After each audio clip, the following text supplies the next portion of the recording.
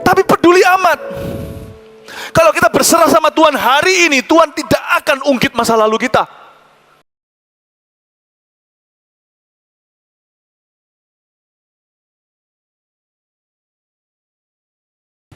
Hati kita mesti harus bersih.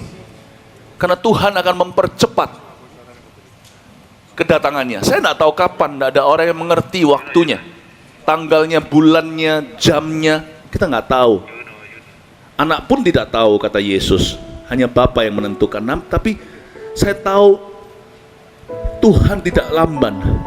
Dia sudah mau datang. Karena itu sekarang impartasi dipercepat oleh Tuhan. Banyak orang ditumbuhkan yang terdahulu menjadi terkemudian. Kalau nggak hati-hati. Tapi yang terkemudian akan menjadi terdahulu jikalau bersih hati. Siapa di sini yang mau didahulukan oleh kerajaan Tuhan? Kasih tepuk tangan untuk Tuhan Yesus. Ada satu pesan yang saya bawa di siang ini yang berjudul Menemukan Timotius. Besok pukul 1 hari Minggu Army of God untuk yang youth. Kalian juga welcome datang karena korbannya beda. Ya memang semua ada gelangnya kalau nggak salah masuk ke sini, tapi percayalah pasti ada lah, tempatnya juga besar. Go show di airport aja dapat tiket pesawat kok. Datang ke rumah Tuhan pasti ada lowongan. Kalian bisa datang besok juga, karena besok saya akan berkhotbah tentang pesan terakhir Paulus yang ditulis kepada anak rohani kesayangannya, yaitu Timotius. Di ibadah ini menemukan Timotius. Tuhan ingin kalian menjadi Timotius kemudian yang ditemukan oleh Tuhan Yesus. Lewat Paulus dalam kehidupanmu, kalian akan diorbitkan dan didahulukan oleh kerajaan Tuhan. Yang percaya katakan amin. Tapi sebelumnya saya juga mau dorong kalian semuanya cepat daftar di X yang terbuka. Memang sekarang tinggal Sibek karena Jatim Expo sudah penuh, tapi ada keuntungannya karena lebih murah, 100.000 saja sudah bisa. Memang nanti makan cari sendiri sih, tapi kalian yang belum daftar cepat daftar ya. Pumpung harganya cuma segitu, bisa terjangkau. Jangan kemana-mana, meskipun kalau itu hari libur, tetap di sini. Akan ada impartasi percepatan dari Roh Kudus. Di dalam The X Conference 8 dan 9 Juli tahun ini, 7 rasul-rasul Gereja Mawar Sharon akan memberikan impartasi habis-habisan ke kalian. Salah satunya adalah saya. Saya akan buka buku. Memang nanti di situ buku Holy Spirit My Best Friend juga akan di-launching dan diluncurkan. Ya, termasuk lagu yang sudah kita nyanyikan, Holy Spirit My Best Friend juga akan dinyanyikan di situ. Nah, nanti saya akan buka semua yang saya tahu dalam hidup saya tentang Roh Kudus, sahabatku itu, sahabatmu itu. Saya akan kita akan impartasi. Saya sudah dengar apa aja yang mau disampaikan oleh 6 pembicara yang lain, pengkhotbah yang lain. Masing-masing adalah harta karun rohani. Kalian tidak mau diwakilkan nanti dengar rekamannya, pasti beda.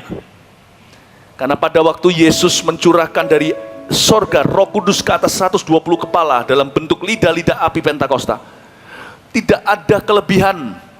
Lidahnya pas dengan jumlah kepala. Yang datang yang dapat, yang tidak datang ya pasti akan ada bedanya. Please come. Suatu hari dulu di Jakarta saya pernah diajak makan di suatu restoran. Aduh, memang lama sih makannya, 3 jam lebih.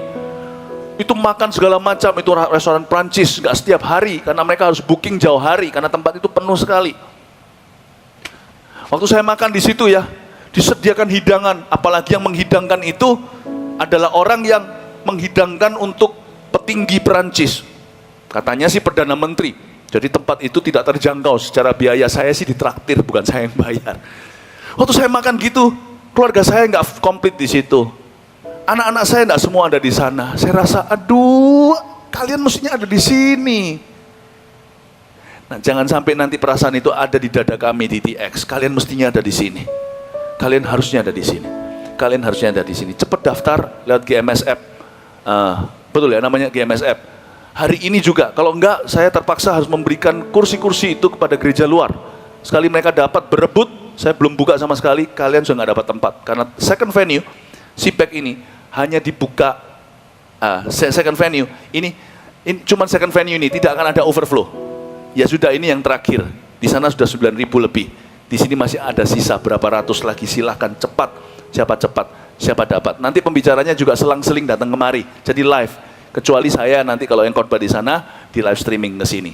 Cepet ya, katakan kanan kirinya, aduh kamu harus ada di situ. Amin. Apa kabar semuanya baik? Sudah makan? Oh belum, saya traktir ya firman Tuhan. Buka sama saya Kisah Para Rasul pasal 16, menemukan Timotius. Kalau saya pakai berapa menit hanya untuk promokan di X, berarti penting sekali. Nah sekarang kita langsung ke firman Tuhan supaya kalian tidak ketinggalan. Kisah Para Rasul pasal 16. Ini lampunya bisa gak diterangin gak? Mata saya bukan before 30. Judulnya Timotius turut serta dengan Paulus.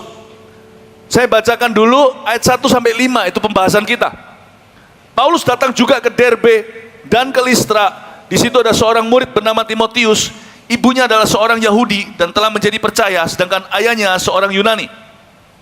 Timotius ini dikenal baik oleh saudara-saudara di Listra dan di Ikonium, dan Paulus mau supaya dia menyertainya dalam perjalanan.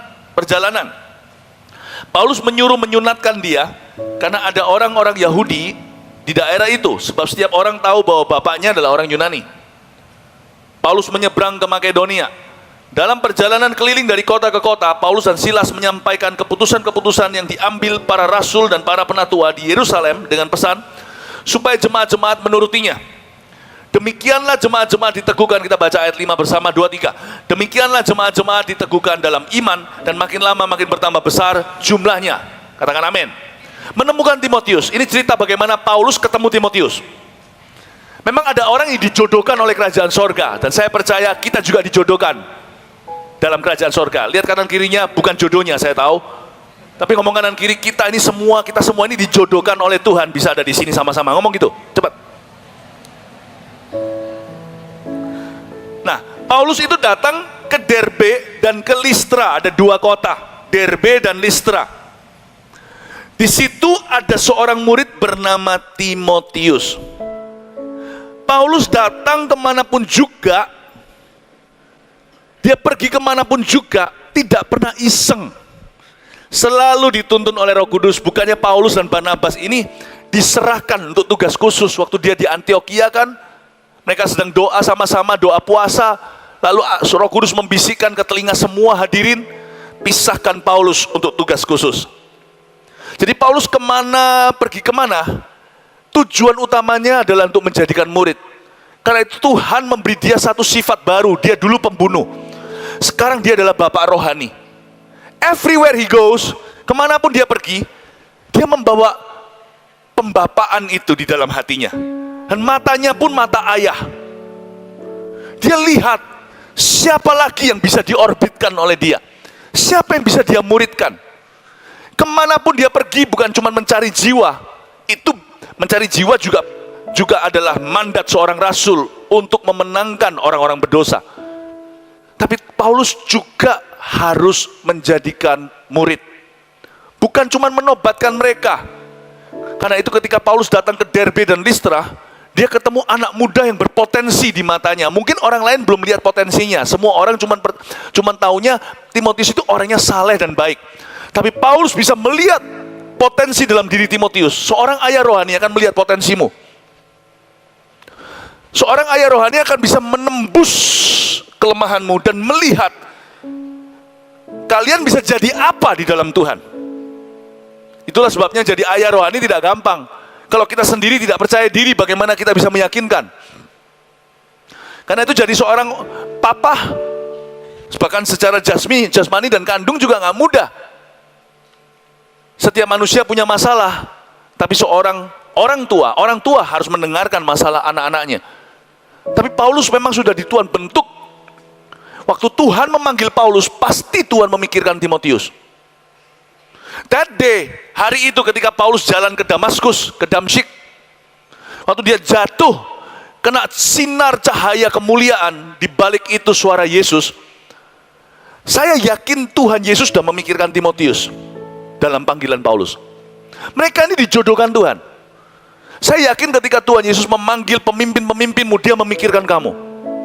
Saya yakin ketika Tuhan memanggil pemimpin-pemimpin kita, ketika mereka bertobat lah, kepenuhan Roh Kudus lah, ketika mereka terima panggilan lah, ada yang jadi full timer lah, Tuhan pasti memikirkan kami. Paulus seorang bapak, dan Tuhan segera akan melahirkan anak-anak kerajaan Allah di bawah kepemimpinannya. Waktu Paulus jatuh, lalu dia masuk ke Damsyik, Ananias akhirnya datang disuruh Tuhan untuk tumpang tangan. Lalu ada selaput yang jatuh dari matanya. Dia bisa melihat setelah 3 hari dia tidak makan maupun minum. Pada waktu itu Tuhan pasti sudah memikirkan Timotius. Kalian tahu nggak kalian itu pentingnya seperti apa? Gereja itu berdiri, pasti Tuhan memikirkan kalian. Kenapa dia berdiri? Karena kalian dalam pikiran Allah. Kenapa AOG ini ada namanya AOG, segala sejarah tentang pemuda remaja di tempat ini? Because he was thinking of you. Karena itu kita nggak boleh hidup egois dan selfish. Tuhan mati untuk kita, dan Tuhan dirikan segala sesuatu untuk kita. Tuhan panggil orang-orang gagah perkasa dalam kerajaan Allah untuk kita. Bukan supaya kita akhirnya sia-sia, hidup kita sembarangan dan sembrono, tapi supaya kita betul-betul hidup mentaati panggilan Tuhan dalam kehidupan kita. Paulus itu seorang ayah rohani, dia seorang bapak rohani. Lalu dia di situ ada seorang murid bernama Timotius. Dia melihat potensinya. Paulus menawarkan yang namanya roh adopsi. Apa itu roh adopsi? Karena kita tidak menerima roh yang membuat kita takut lagi atau diperbudak oleh ketakutan, tapi roh yang menjadikan kita anak-anak Allah. Tahu nggak? Ada yang namanya spiritual adoption. Ada berkat-berkat tertentu yang di dalam hidup kita seharusnya tidak originally dari kita. Itu bukan berkat kita. Saya kasih contoh ya, coba nanti kita ngaca, lihat, coba di kaca kita, di cermin kita. Kalau secara jasmani, ini bicara soal fisika, bahkan fisik saudara. Kalau kalian lihat diri sendiri di kaca atau di cermin, wajah kalian sendiri, hidungmu itu hidungnya papamu, matamu itu matanya mamamu, ya. Telingamu itu telinganya entah mama atau papa atau campuran jadi satu, dijus keluar telingamu. Segala sesuatu ada padamu itu, you have adopted from your parents in the womb. Itu namanya DNA. Secara rohani juga ada berkat-berkat tertentu yang tidak pernah kita bisa miliki. Seperti Elisa mendapatkan double atau jubah, mendapatkan urapan ganda. Itu bukan punya dia. Itu import dari Elia. Ada blessings tertentu, ada otoritas yang Allah akan berikan dalam kehidupanmu. Ada dominion, dominasi. Ada panggilan, ada karunia, bahkan ada buah-buah yang akan masuk dalam hidupmu karena roh adopsi. Karena ada pemimpin rohani yang mengadopsimu menjadi anak rohani. Seharusnya karunia itu bukan karuniamu, Anda tertular saja. Atau lebih tepatnya, diwariskan kepadamu. Timotius itu cuma terkenal baik, itu paling maksimal. Dia hanya dikenal salehnya. Tapi kita tahu nanti suatu hari Timotius menjadi seorang yang sekalipun malu-malu. Dalam surat Paulus kepada Timotius 1 dan 2, Paulus selalu ingatkan, kamu jangan sampai mau dipandang sebagai orang muda belaka. Tunjukkan dalam prinsip hidupmu, tunjukkan dalam tutur katamu, apalagi dalam perbuatanmu yang tidak cacat celah. Kita tahu Timotius menjadi seorang evangelis yang luar biasa. Do the work of an evangelist, lakukan pekerjaan seorang pemberita Injil. Itu salah satu mandat Paulus dalam suratnya secara pribadi kepada anak rohani. Tapi sejarah gereja, dia masuk dalam sejarah gereja. Timotius menjadi gembala atas gereja Efesus yang dalam tradisi gereja berjumlah 60.000 jemaat. That was not his blessing, that was his father's blessing. Timotius itu cuma terkenal baik. Dia bisa menjadi seorang revivalist, menjadi seorang evangelis, menjadi seorang pastor. Bahkan ahli-ahli teologi yang mengatakan bahwa Timotius salah satu rasul yang muda, rasul Injil yang luar biasa. Dia punya kelemahan cuma suka minder orangnya. Lihat itu, all these blessings, semua berkat ini imported into his life. Itu import semuanya dalam hidupnya. Itu bukan miliknya. Kalian tahu nggak ketika kalian melayani di tempat ini, di Army of God, Ketika kalian dimuridkan di sini, akan ada berkat tertentu yang tidak akan pernah kau miliki kalau bersandar, tidak akan pernah kau miliki akibat usahamu, akibat kesalehanmu, atau karena margamu dari keluarga mana. Ada berkat-berkat tertentu yang tidak akan pernah kalian duga itu bisa menjadi milik kalian hanya karena kalian diadopsi di tempat ini oleh sebuah visi. Karena itu jangan pernah kalau kita menjadi bagian Army of God cuma jadi jemaat. 1, jadilah anak. 2, jadilah murid. 3, jadilah pelayan. Jangan cuma jadi jemaat. Jemaat tidak menerima apa-apa kecuali remah. Rema itu cuma diterima oleh murid. Ingat gak Yesus waktu membelah-belah makanan, memecah-mecah roti dan 5 roti 2 ikan? Dia suruh seluruh jiwa-jiwa itu duduk di atas rumput. Cuman ajari mereka aja untuk mereka menghargai rumput sendiri lebih hijau daripada rumput tetangga. Tuhan cuma ajari mereka punya hati thanksgiving. Tapi thanksgiving ya cuman sejauh itu. Tapi Tuhan punya rasa kepercayaan yang berbeda sama 12 muridnya. Maka setelah mereka semua duduk 5.000 laki-laki, Yesus memecah roti. Apa yang terjadi? Dia serahkan roti itu nggak langsung ke jiwa-jiwa. Tuhan serahkan kepada murid-muridnya untuk dibagi ke jiwa-jiwa. Tuhan tidak akan serahkan rema kepada jiwa-jiwa. Tuhan serahkan rema kepada murid. Murid yang akan membagikan roti ke jiwa-jiwa. Jangan jadi jemaat biasa. Kalau jadi jemaat biasa kalian datang ke gereja, apalagi yang hanya ada event khusus baru datang ke Army of God. Ya saya bersyukur sih, paling tidak event khusus kalian datang. Tapi jangan mau, cuman mau datang ada event khusus doang. Kalau lagi ada ulang tahun kek, Natal kek, atau pas lagi apa ya, Jumat Agung, nggak tahu apa ya, biasanya kalau ada acara khusus kalian baru datang. Buat negosiasi dong dengan papa mama, ayah ibu, izinkan aku pergi ke Army of God, kebaktian hari Sabtu di Sibek ini pukul 4 sore, betul ya 4 ya, jam 4 sore. Oh, janganlah ikut mama lah, ikut papa lah. Kalian mesti harus tulus tapi cerdik. Ngomong begini, papa mama izinkan saya pergi ke Army of God ini, saya janji saya tidak akan jadi anak nakal. Tidak ada nada ancaman di dalamnya. Tetapi ada hikmat Allah di dalam perkataan itu. Kalau saya punya anak ya, saya sekarang juga seorang orang tua. Saya juga masih orang muda, tapi saya juga orang tua. Siapakah saya?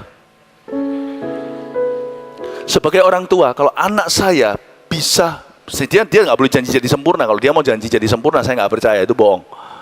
Tapi kalau dia bilang gini, asal papa mama restui saya ke gereja ini, aku janji jadi anak baik. Semua papa mama pasti kasih. Saya bocorkan rahasia orang tua, semua pasti kasih. Karena mendingan anak saya komitmen ke gereja, saya ekstra transport. Bahkan kalau perlu khusus belikan kendaraan, kalau mungkin nggak seberuntung itu, kalau perlu ya memang saya keluar uang transport untuk naik transport umum, kendaraan umum dan sebagainya. Pokoknya, atau saya nggak makan, nggak punya waktu keluarga bersama di hari Sabtu atau malam Minggu itu, asal anakku nggak rusak, nggak narkoba, nggak seks bebas dan sebagainya. Kalau dia bisa janji sama saya hanya karena gara-gara dia ke gereja. Meskipun gereja saya mungkin bukan gereja Mawar Sharon, Army of God ini adalah youth-nya Mawar Sharon. Asal dia bisa janji gitu, saya yakin papa mama akan mempertimbangkan. Tapi kalau papa mama bilang nggak boleh, jangan terus langsung ngambek jadi rusak. Itu namanya demo. Nggak tahu kalian lagi ada larangan demonstrasi. Jangan pakai demonstrasi gitu. Cuman ingatkan mereka, papa mama izinkan. Aku janji jadi anak baik. Aku janji dengar-dengaran. Saya yakin mereka pasti mau. Kita nggak bisa jadi murid kalau kita datang cabut pergi, nggak bisa. Murid itu stay. Murid itu komitmen. Bagaimana kita bisa jadi siswa kalau kita datang pergi dari sekolah yang ditempatkan Tuhan bagi kita? Harus di sini. Untungnya gini, Paulus gak ada perkataan gini, gak ada ayat gini. Paulus datang juga ke Derbe dan ke Listra, dan kebetulan hari itu papasan sama Timotius karena Timotius gak datang. Gak ada kan ayatnya? Dia datang, Timotius ada di situ. Kalian gak akan pernah tahu kapan kalian akan ketiban bulan. You can never know, karena murid-murid tidak tahu, tidak diberitahu 10 hari kemudian Pentakosta. Mereka senantiasa, ada kata senantiasa itu komitmen, itu pemuritan, itu menjadi murid. Mereka senantiasa berkumpul bersama-sama, lalu tiba-tiba turunlah dari langit tiupan angin yang memenuhi rumah itu, lalu turunlah lidah-lidah api di atas setiap kepala mereka, dan mulailah mereka berbicara dalam bahasa yang baru bagi mereka. Lalu ujungnya 3.000 orang bertobat, dan ujungnya 120 ini jadi pemimpin semua.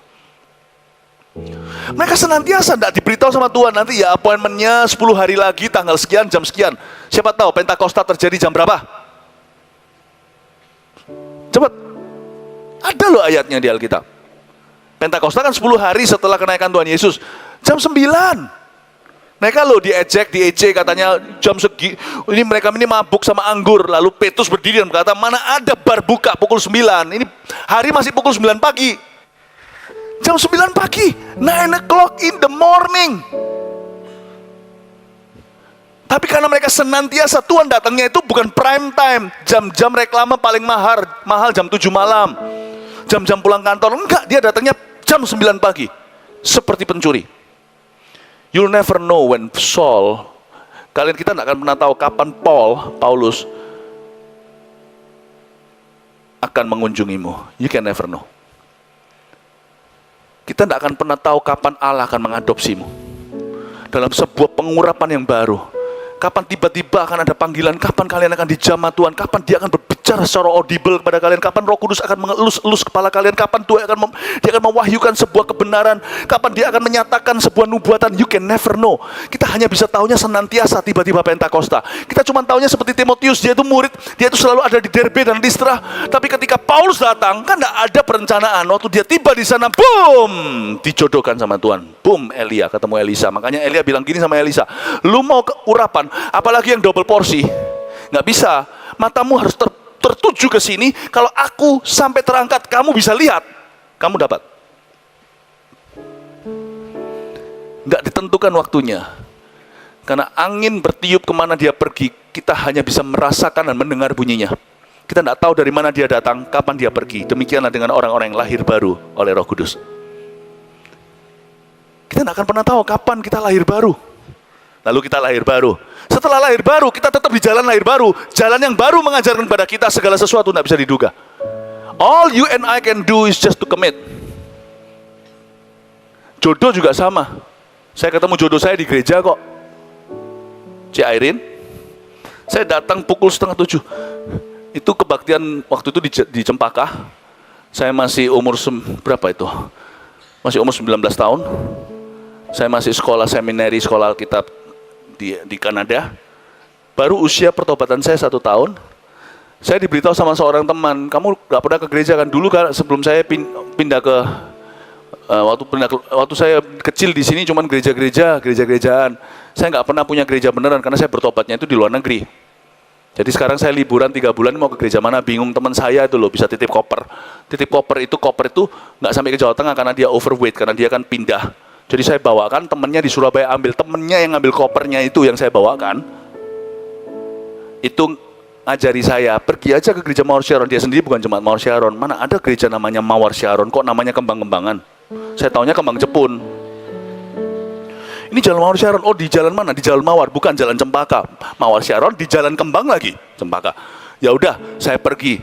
Dia salah kasih, saya telepon satu orang waktu itu, yang saya dikenalkan, orang itu salah kasih informasi.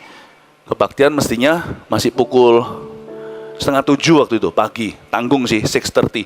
Saya datang, saya diberitahu jam 6 baktiannya. Jadi saya datang jam 6. Lihat kanan kiri semuanya, di panggung sana orang-orang tua sedang berdoa, karena anak muda nggak datang pukul pagi itu. Saya bilang, ya ampun, enggak apa-apa, Tuhan cuma bilang komitmen, beribadah, ya salah jam, ya sudah, saya nggak pergi, saya doa, tiba-tiba, ting, ting, ting, ting, ting, ting, ting, ada meme masuk.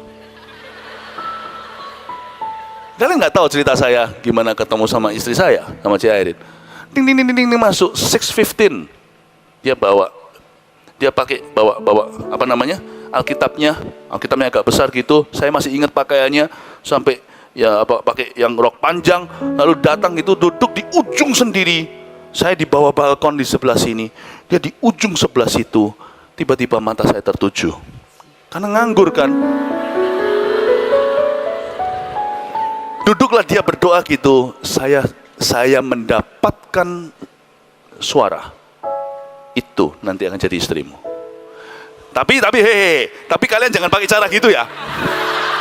Habis ini, aku barusan dapat suara Tuhan. Saya nggak ngomong ini waktu saya kejar dia. Nanti waktu sudah dapat saya baru bilang. Jadi nggak pakai nubuatan, harus pakai buah. Kalau mau pacaran tuh pakai buah, jangan pakai nubuatan, jangan pakai karunia. Nah, perempuan memang lebih gengsi. Nanti setelah kami menikah, tahun ini saya 20 tahun pernikahan. Istri saya setelah menikah nggak langsung ngaku, setelah 3-4 tahun dalam pernikahan kami baru bilang sebenarnya hari itu aku juga lihat kamu. Ternyata. Jauh kan, waktu itu mata saya masih before 30. Dia duduk di situ dan dia dengar suara yang sama, itu akan jadi suamimu. Saya tanya sama dia, lalu kenapa 4 tahun kemudian kamu tolak ya aku terus? Karena jeansmu merah muda katanya.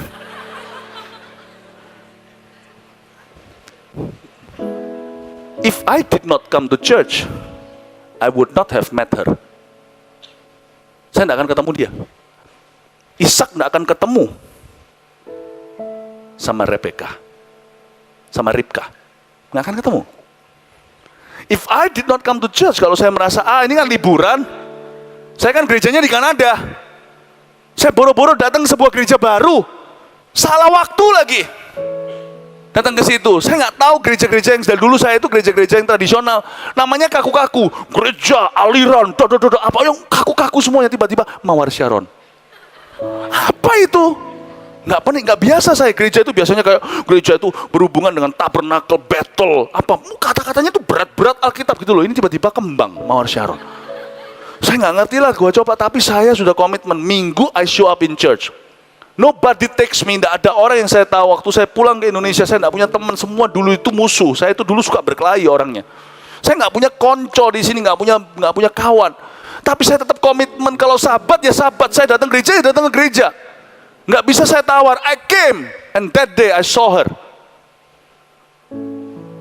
You can never know when God will show up to give you something. You can only be present to receive it. Kita tidak akan pernah tahu kapan Tuhan akan muncul memberi kita sesuatu. Kita hanya bisa hadir di situ ketika Dia memberikannya kepadamu, kepada kita. God doesn't like absence. Tuhan tidak suka absen. Makanya Dia berkata, I am present. Makanya namanya pun namanya I am.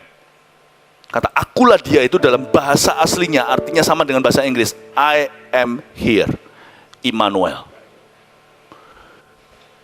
Kalian jangan on and off AOG. Itulah sebabnya tidak bisa dimuridkan. Susah mengadopsi apa-apa dari Spirit Tuhan.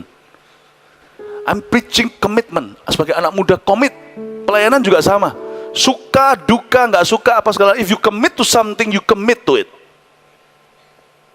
Suka nggak suka, saya dulu kalau gulung-gulung kabel, setup musik, suka nggak suka saya lakukan. Saya nggak peduli. Kalau memang itu sudah tanggung jawab saya, baik saya hari itu pelayanan atau tidak, pelayanan saya itu nggak kelihatan dulu. Dari awal pelayanan saya itu nggak pernah di atas gulung-gulung kabel semuanya. Kalau cuman akan kelihatan kalau saya nggak melaksanakan. Tiba-tiba musiknya nggak bunyi aja. Tiba-tiba sana ting-tong nggak ada suaranya. Saya dulu bantu itu dan bantu sound system. Saya dan teman saya namanya Iwan. Seneng nggak seneng siapa yang khotbah, gue nggak peduli, saya nggak peduli. Saya harus commit to it. Anak muda harus belajar commit. You have to commit. Saya dorong kalian untuk mau dimuridkan. Di gereja kita itu cuma ada 2 pertemuan. Setiap minggu loh, cuma 2 pertemuan. Satu namanya CG, yang satu namanya ibadah. Don't miss. Kalau kalian Army of God, kalian ditempatkan di dalam pot yang sama usia, dan itu adalah keistimewaan bagimu. Karena gereja-gereja tidak semuanya begini, anak-anak mudanya 1000. Kadang-kadang anak mudanya cuma 10. Lalu tempat-tempat gelap, nggak dapat tempat ibadah utama, cuman di sini, dan tidak banyak lagi yang tempat utamanya dihuni oleh pemuda-pemudinya. Kalian kalau merasa kalian itu beruntung, kita ini kasih tepuk tangan untuk Tuhan. Commit, ngomong kanan kirinya, komitmen. Ya, oke, sekarang kita lanjut. Seorang murid bernama Timotius. Kok sampai ngomong sampai jodoh segalanya ya? Tapi itu berguna, ya. Di situ ada seorang murid bernama Timotius. Ibunya adalah seorang Yahudi. Nah, ibunya Yahudi yang telah menjadi percaya. Jadi saya asumsi Timotius ini paling tidak sudah dibaptis waktu bayi. Mungkin dia itu gereja tradisi. Karena maminya adalah seorang Yahudi. Bahkan nanti di dalam surat Paulus pada Timotius, omanya juga orang Kristen. Tapi saya rasa Timotius belum mengenal kuasa. Dia cuma baik dan saleh saja. Dia belum kenal kuasa. Dia kenal kuasa ketika ketemu Paulus. Dia masuk ke dalam dimensi yang lebih dalam atau dimensi yang baru. Ya, makanya ada orang sering ngomong urapan baru. Urapan baru itu apa? Urapan baru itu bukan sesuatu yang kau miliki, sesuatu yang diimpartasi. Itu urapan baru. Makanya saya dari tadi itu terus ngomong, ayo ke DX. Saya nggak kepingin nanti kita makan hidangan dari 7 rasul-rasul tersebut lalu kalian gigit jari. We love you, we want you to be there. Ibunya adalah seorang Yahudi yang telah menjadi percaya. Dia infancy baptism. Jadi Tuhan itu baik ya. Setiap fondasi iman yang baik itu nggak akan pernah terbuang. Jadi semua pengalaman kalian sebelum kalian di AOG ini, semuanya satu-satu itu yang baik akan Tuhan tebus, akan Tuhan jadikan sesuatu.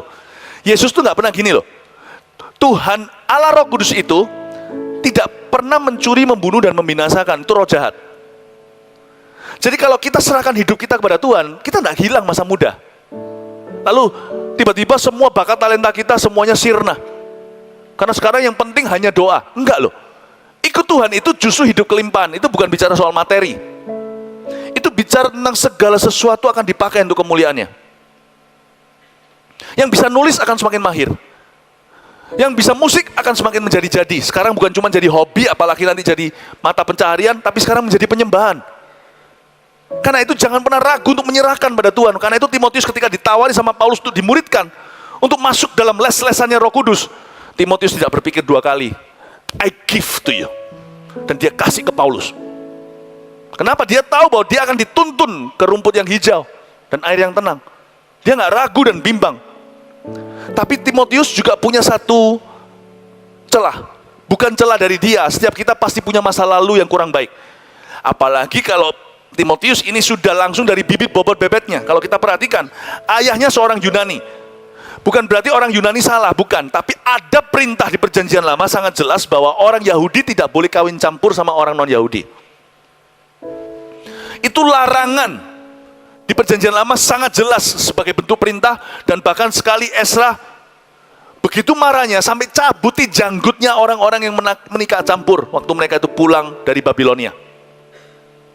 Ya, jadi ternyata mungkinkah Timotius ini seperti beberapa orang anak yang hamil anak yang dikandung di luar nikah, tapi peduli amat. Kalau kita berserah sama Tuhan hari ini, Tuhan tidak akan ungkit masa lalu kita. Yabes itu apa artinya? Apes itu pasti punya ini anak yang ditolak. Daud juga sama. Lebih dari itu, Yefta salah satu dari hakim-hakim di samping Simson, Gideon. Yefta adalah seorang anak pelacur. Tapi dia jadi hakim, jadi presidennya Israel suatu hari dulu. Dengan kuasa Roh Kudus, dia memenangkan perang dan menjaga Israel aman berpuluh-puluh tahun. God will not remember your past. Papanya lo orang Yunani. Tapi Tuhan pakai Timotius ini secara luar biasa, baik kepada orang Yunani maupun kepada orang Yahudi. Di area di mana dulu keluargamu diporak-poranda, sejarahmu cacat celah, di area itu kalian akan menegakkan kepala. Dan Tuhan akan memakai kalian dengan luar biasa. Kasih tepuk tangan untuk Tuhan, come on. Di area itu pula. Makanya Yesus disebut sebagai Redeemer, penebus. Penebus itu gini loh. Penebus itu adalah daur ulang. Dia melihat ada sampah ditaruh di tangannya menjadi prakarya. Dia lihat ada prakarya anak dibuang gitu aja di tangannya jadi mahakarya. Dia kalau lihat suatu mahakarya, dia baik-baik saja, diubah sama dia menjadi berlian dan permata kerajaan sorga. He will use your strengths, he will use your weaknesses. Dia akan memakai kelemahanmu, kekuatanmu, kelebihanmu. Dia juga akan memakai kelemahanmu. Dia pakai kekuranganmu, dia pakai kelemahanmu. Dia pakai kelebihanmu, dia pakai kekuranganmu. Dia pakai kekuatanmu, dia pakai kelemahanmu. Amin. Jangan kita meratapi diri sendiri. Aduh, aku ini dari keluarga broken home. Yang broken itu your home, not your future. Yang broken itu adalah rumahmu. Ya kita sedih sih kalau kita tahu itu. Yang lalu ingat gak menjadi anak bapak, saya lihat anak-anak yang saya tanya siapa yang gak punya orang tua atau orang tuanya cerai segalanya. Aduh, ternyata di AOG banyak sekali. Tapi saya bersyukur orang tua pinjaman, tapi bapak beneran yang merangkulmu hari itu. Mereka maju dan memeluk setiap anak-anak muda itu. Let me now talk straight to you. Yang broken itu your home, your past, masa lalumu, not your future, not your heart. Bukan hatimu, bukan masa depanmu. Jadilah Timotius, matanya tertuju ke Yesus, dan untuk tertuju ke Yesus dibantu sama Paulus. Ya, lanjut lagi sedikit, lalu kita selesai. Timotius itu dikenal baik oleh saudara-saudara di Listra dan Ikonium. Ya itulah pol-polnya, maksimalnya. Ya cuman dia itu dikenal baik dan saleh gitu aja. Paling di 2 kota loh, paling di 2 kota, Listra dan Ikonium. Jangan salah ya. Tadi Paulus datang ke Derbe dan Listra. Tapi kebaikan Timotius dikenal sampai di Listra dan Ikonium, itu kayak di Surabaya sampai Sidoarjo gitu lah ya. Orang baik paling cuman sampai Sidoarjo. Tapi hanya orang yang dipenuhi dengan kuasa ilahi yang sampai ke ujung bumi. Jangan pernah kita cuman yang penting jadi jemaat yang baik. No, dimuridkan karena Tuhan punya, karena potensi kalian akan dikembangkan sampai maksimal. Apa yang dikatakan di sini dan ayat 3, dan Paulus mau supaya dia menyertainya dalam perjalanan. Paulus menyunatkan dia karena dalam zaman itu ada isu, ada masalah. Orang Yahudi tidak bisa terima orang-orang non-Yahudi yang bertobat namun tidak disunat. Paulus sempat geger soal ini, dia pergi ke Yerusalem untuk meeting, untuk musyawarah, untuk rapat, dan Paulus menekankan bahwa Tuhan menerima mereka tanpa hukum sunat karena Roh Kudus sudah dicurahkan. Yang penting sunat hati, artinya itu yang penting kepertobatan. Bukan, jadi ke hari ini yang namanya hukum sunat sudah tidak ada dalam Alkitab. Kalau memang masih ada dilakukan di zaman ini untuk anak-anak lelaki, itu hanya demi kesehatan dan hygiene atau kebersihan, tidak mempengaruhi orang masuk surga. Thanks to Paul, the Apostle Paul. Puji syukur, kita bersyukur kepada Paulus, bahkan kepada Petrus. Petrus berdiri dan berkata, lihat Cornelius, dia belum disunat, itu orang Italia, bukan orang Yahudi, tiba-tiba kepenuhan Roh Kudus berbicara bahasa lidah. Oke? Tapi Paulus kenapa suruh Timotius sunat kalau dia sendiri menentang bahwa hukum sunat itu masih ada?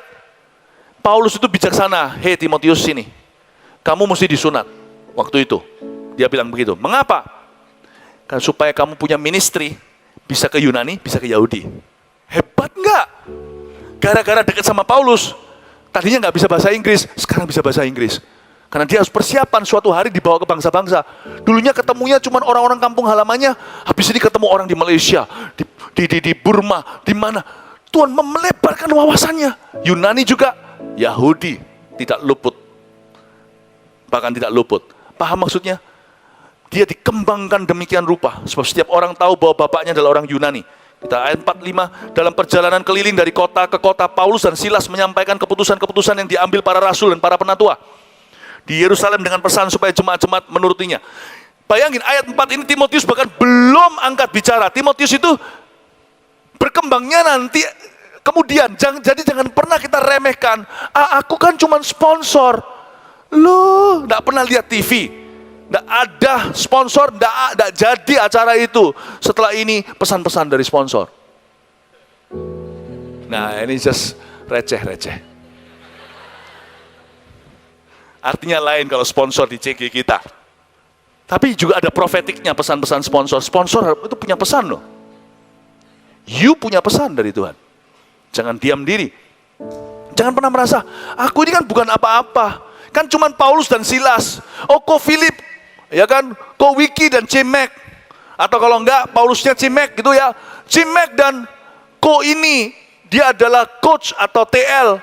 Atau mungkin TL, atau Cimek dengan kok ini ya, kok Jimmy. Kok Jimmy dengan, Jimmy bukan Tin ya. Kok Cimeti dengan kok siapa?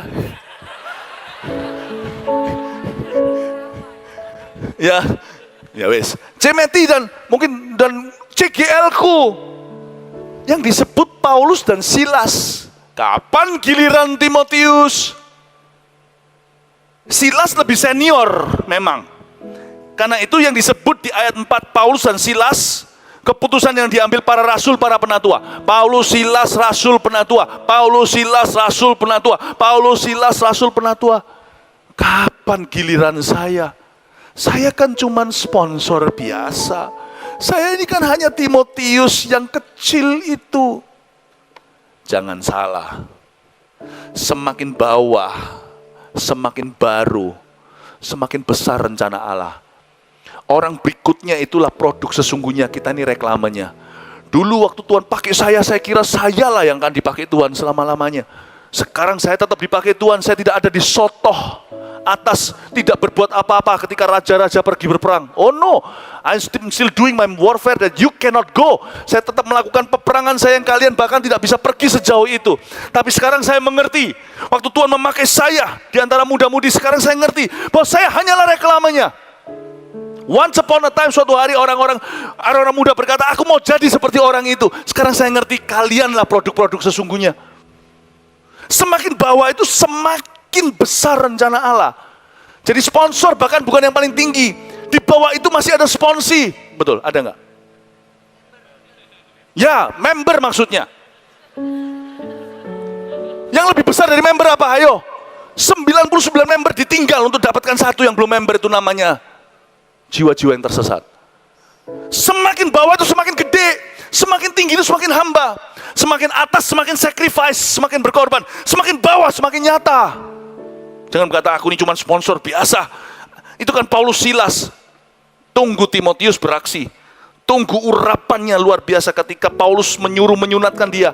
Dia tumpang tangan di suratnya kepada Timotius, dia berkata begini, kobarkan karunia Roh Kudus yang ada padamu oleh penumpangan tanganku. Hari itu dia bukan cuma disunat secara fisik lewat seorang yang ahli dokter atau apa, tapi Paulus menumpangkan tangan dan berkata, I install you, I ordain you, aku mentahbiskanmu, aku menumpangkan tanganku, kobarkan karuniamu, mulai hari ini aku mengutusmu, lebih tepatnya Yesus mengutusmu kepada orang Yahudi maupun orang Yunani. Dari situlah perjalanannya menuju hamba Tuhan yang mengembalakan 60.000 gereja, 60.000 jemaat gereja di Efesus. Very, very powerful movement. Ayat terakhir, demikianlah jemaat-jemaat diteguhkan dalam iman. Dan makin lama makin bertambah besar jumlahnya. Jemaat itu diteguhkan karena orang-orang seperti Paulus, Silas, dan diteguhkan karena orang-orang seperti Timotius. Jemaat diteguhkan dalam iman, dan salah satu jemaat yang sangat diteguhkan menjadi jemaat yang sangat teguh, gereja yang sangat teguh, yaitu gereja Efesus, yaitu lewat Timotius. Dan makin lama makin bertambah besar jumlahnya. Tahukah, di depanmu dibeberkan sebuah visi, 1000 gereja lokal dan 1 juta murid. Di depanmu terbeber visi yang jauh lebih berjarak dekat. Tahun 2030 300 gereja akan berdiri. Di depanmu ini ada sebuah sayembara kesempatan agar setiap kita bisa making a real eternal difference in world history. Untuk kita bisa membuat perubahan yang nyata dan kekal bagi umat manusia. Kalau kalian baca di Yesaya, bunyinya begini, Yesaya 49. Terlalu sedikit bagi kamu hanya untuk menjadi hambaku. Kamu akan kujadikan terang bagi bangsa-bangsa, sebab kamulah perjanjian bagi umat manusia agar keselamatanku sampai ke ujung bumi. Ayat itu berbicara bahwa kita adalah perjanjian Tuhan dengan umat manusia. Di depan kita terbuka sebuah kesempatan untuk kita menjadi anak, murid, dan menjadi pelayan. Untuk kita menjadi seperti Timotius, revivalist, evangelist, pastor, atau pengusaha yang takut akan Allah. Pokoknya di depan kita terbentang sebuah sayembara untuk mengubah umat manusia secara kekal dan secara nyata. Jangan remehkan dirimu, hai Timotius. Dengar dari salah satu Paulusmu, jangan kau dipandang muda. Di masa mudamu ini, hiduplah bagi Allah. Sebab nanti kehidupan Allah akan begitu kaya melalui hidupmu. Dunia akan tahu Yesus adalah Tuhan karena kalian. Kasih tepuk tangan Tuhan.